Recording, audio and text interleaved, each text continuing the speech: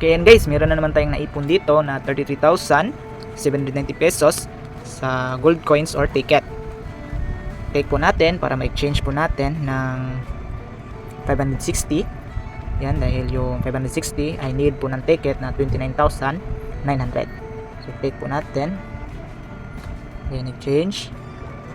Okay, yan po, na-exchange na po natin.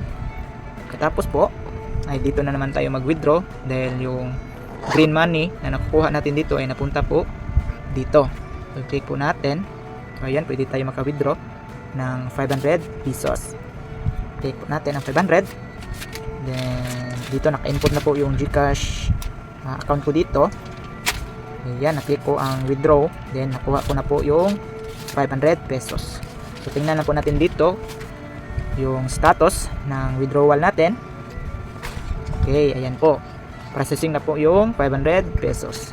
So dito guys ay naka-withdraw ko kahapon ng 500 pesos at ito po ay pumasok na po sa aking GCash wallet. At meron na naman tayong processing dito na maghintay na lang tayo ng within 24 hours. So legit po talaga ito na application.